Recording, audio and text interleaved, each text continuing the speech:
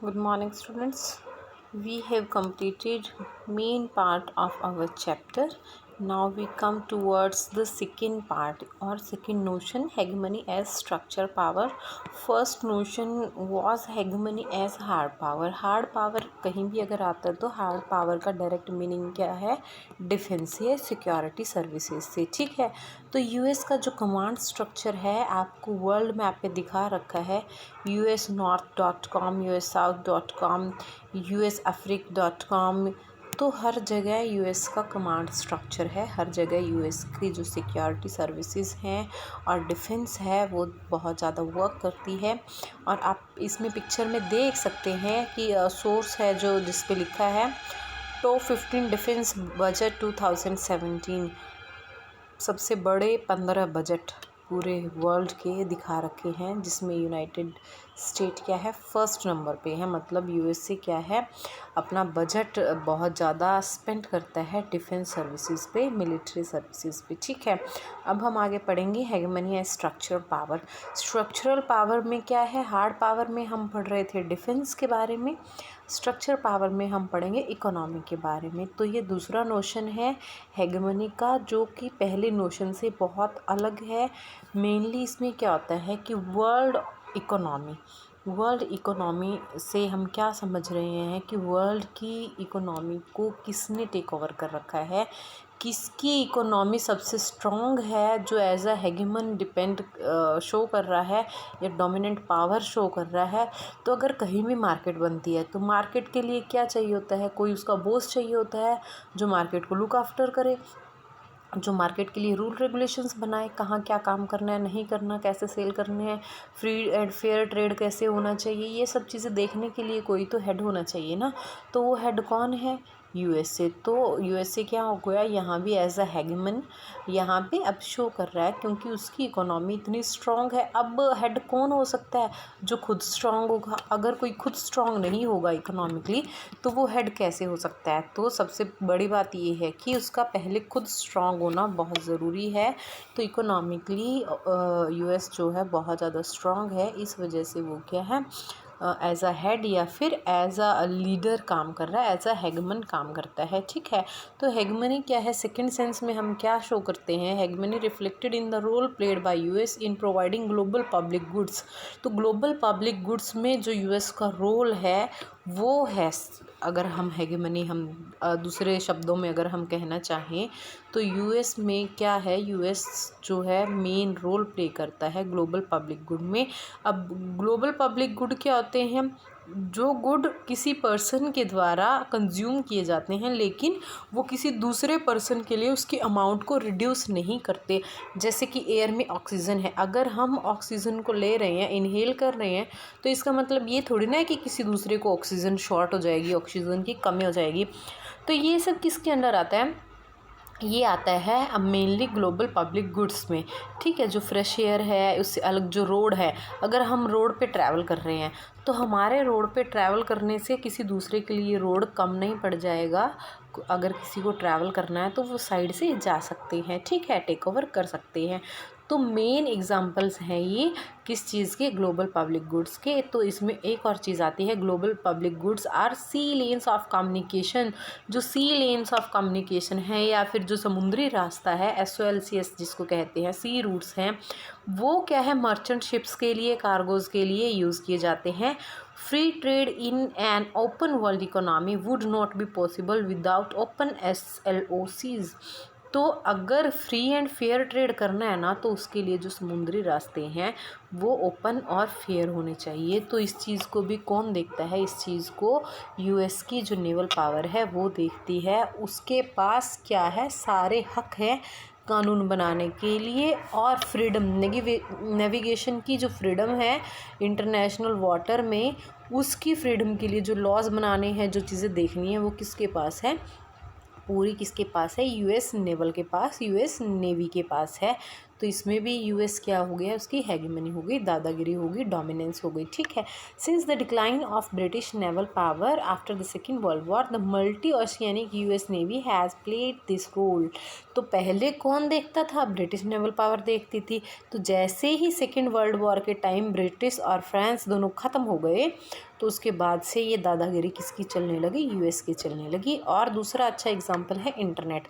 अब इंटरनेट आज के टाइम में सब यूज़ करते हैं, वर्ल्ड वाइड वेब का ज़माना है, सब यूज़ कर रहे हैं। आप इंटरनेट यूज़ करते हैं, मैं इंटरनेट यूज़ करती हूँ, कोई थर्ड पर्सन भी, देश के कोने का हर आदमी, लगभग मैक्सिमम लोग दिन में एक बार तो इंटरनेट का यूज़ ज़रूर करते हैं, चाहे वो डायरेक्टली करें चाहे इनडायरेक्टली करें, ठीक है।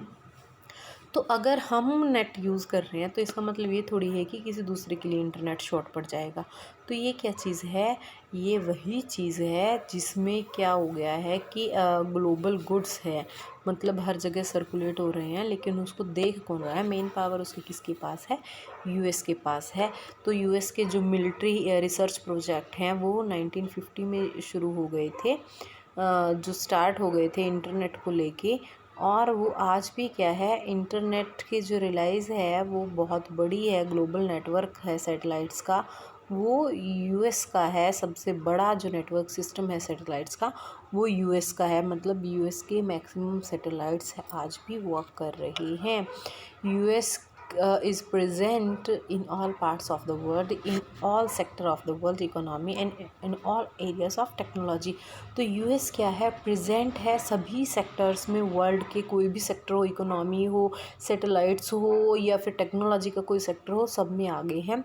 और यूएस का जो शेयर है वर्ल्ड इकोनॉमी में वो कितना है, अपने आप में बहुत ज़्यादा है, वो 21% शेयर है। The US also account for almost 14% of world trade. World trade का 14% अकेला किसके पास है, यूएस के पास है। If intra-European Union trade is included in world trade data, there is not a single sector of the world economy in which American firm does not features in the top 3 list. तो world में ऐसी कोई economy नहीं है जिसमें कि top 3 में ना आता हो यूएस, ठीक है। It is important to remember that economic preponderance of the US is inseparable from its structural power. तो जो इकोनॉमिक प्रिपोंडरेंस है वो क्या है, उसकी स्ट्रक्चर पावर से अलग नहीं है। पावर क्या है, जो power to shape the global economy in a particular way. आप कह सकते हैं ग्लोबल इकोनॉमी को शेप करने में जो सबसे बड़ा हाथ है, सबसे बड़ा रोल है, वो किसका है, स्ट्रक्चर पावर है, वो यूएस की हेगमनी चलती है। After all the Britain would system set up by the US after the Second World war still constitutes the basic structure of the world economy. तो क्या है, जो ब्रिटेन वर्ड सिस्टम था, जैसे हमारे यहाँ पर 5 ईयर प्लान्स हमने अडॉप्ट कर लिए थे इकोनॉमी को इम्प्रूव करने के लिए, अदर सेक्टर्स को इम्प्रूव करने के लिए, तो वैसे सब जगह अपने अपने प्लान्स होते हैं। तो ब्रिटेन वुड का जो इन्होंने सिस्टम अडॉप्ट किया था दूसरे विश्व युद्ध के बाद, उसमें क्या था कि जो वर्ल्ड इकोनॉमी है, बेसिक स्ट्रक्चर वर्ल्ड इकोनॉमी का उसमें लिया गया था। Thus we can regard the World Bank, International Monetary Fund, the World Trade Organization as the product of American hegemony. तो जो वर्ल्ड बैंक है, इंटरनेशनल मॉनेटरी फंड है, वर्ल्ड ट्रेड ऑर्गेनाइजेशन है, ये क्या है, ये प्रोडक्ट हैं अमेरिकन हेगमनी के, यूएस हेगमनी के, यूएस दादागिरी के, कि ये सारी चीज़ किसकी हैं, यूएस की हैं। और एक और एग्जांपल आपको बुक में दिया गया है कि जो एकेडमिक डिग्री है यूएस की सबसे बड़ी बिजनेस को लेके, मास्टर्स इन बिजनेस एडमिनिस्ट्रेशन जिसको एमबीए कहा जाता है, वो डिग्री, एकेडमिक डिग्री यूएस की बनाई हुई है। ये आइडिया प्रोफेशंस का, ये बिज़नेस में प्रोफेशनल होने का जो आइडिया था, उसकी स्किल्स पे जो डिपेंड करता है, ये यूनिवर्सिटीज़ में हर जगह पढ़ाया जाता है, लेकिन ये आइडिया किसका था, अमेरिका की यूनिवर्सिटी का था। तो फर्स्ट बिजनेस स्कूल है जो वार्टन स्कूल, ये यूनिवर्सिटी ऑफ पेंसिल्वेनिया में है। ये एस्टेब्लिश हुआ था 1881 में और पहली बार इनिशिएट हुआ था एमबीए कोर्स 1900 में। अमेरिका में पहला, यूएस का पहला एमबीए कोर्स 1900 में एस्टेब्लिश हुआ था। और बाकी वर्ल्ड में यूएस से अलग, जो यूएस की बात सुन के यूएस के यहाँ कोर्स होने के बाद दूसरी जगह पे पहली बार कब गया था, 1950 में। तो आज क्या है, सभी कंट्रीज़ में वर्ल्ड के एमबीए करवाया जाता है और बहुत ही प्रेस्टीजियस एकेडमिक डिग्री माना जाता है इसको। जैसे ही हमने साउथ अफ्रीका के एक जाबू का एग्जाम्पल हमने पढ़ा था, वो क्या है, स्ट्रक्चरल हेगमनी का एक एग्जाम्पल है, जिसमें क्या है, जाबू चाहता है कि वो उसका प्रोफेशन पेंटिंग में देखे, लेकिन उसके फादर चाहते हैं कि वो एमबीए करे, क्योंकि एमबीए क्या है, एक प्रोफेशनल डिग्री है, वो एक अच्छा खासा बिजनेस चल सकता है। ठीक है, नेक्स्ट हम पढ़ेंगे हेगेमनी एज सॉफ्ट पावर। अब हेगेमनी एज सॉफ्ट पावर में क्या है? हार्ड पावर में हमने क्या बात की थी? डिफेंस की। स्ट्रक्चर पावर में हमने क्या बात की थी? इकोनॉमी की। अब सॉफ्ट पावर में हम क्या बात करेंगे? उससे अलग क्या है? कल्चरल और आइडियोलॉजी की बात करेंगे। तो सिर्फ मिलिट्री और इकोनॉमी स्ट्रांग होने से ही सब कुछ नहीं होता, आइडियोलॉजी और कल्चर डायमेंशन भी यूएस के बहुत स्ट्रांग है। इस वजह से यूएस की क्या हेगेमनी चलती है, दादागिरी चलती है। तो तीसरी सेंस में जब हम बात करेंगे मैन्युफैक्चर कंसेंट की, तो ये क्या है? एक क्लास है जिसमें क्या है? सोशल, पॉलिटिकल और पर्टिकुलर आइडियोलॉजी स्फेयर है। वो हेगेमनी अराइज होती है, कैसे होती है कि आइडियोलॉजी कौन से, अमेरिका में क्या कौन सी आइडियोलॉजी है? अमेरिका में है कैपिटलिज्म। कैपिटलिज्म का मतलब क्या है? लिबरलिज्म, और कैपिटलिज्म मतलब पूंजीवाद है। यूएसएसआर में क्या था? यूएसएसआर में उससे अलग था। No please, no please. USSR में क्या था? उनके अलग आइडियोलॉजी थी, वो सोशलिस्ट थे, उनका सब कुछ क्या था? सेंटर देखती थी। ठीक है, और कम्युनिस्ट थे। और ये यूएसए वाले कैपिटलिज्म की वजह से क्या हुआ? यूएसए की जो इकोनॉमी है बहुत स्ट्रांग रही, और यहाँ पे फ्रीडम ऑफ स्पीच है, डेमोक्रेसी है, और इनका नो बेटा प्लीज़ कीप क्वाइट। तो क्या है कि अगर इनकी आइडियोलॉजी इतनी अच्छी है, इनका कल्चर इतना अच्छा है, तो जैसे कि हम एक नॉर्मल लाइफ जीते हैं, हम मिडिल क्लास फैमिली है, हम क्या करते हैं? जो अपर मिडिल क्लास है, या फिर जो आप कह सकते हैं कि सुपर रिच क्लासेस हैं, उनकी तरह रहने का, उनकी तरह हमारे ड्रेसिंग स्टाइल हो, उनकी तरह हम रहें, तो वो सब चीज़ें हम क्या करते हैं? फॉलो करते हैं ना।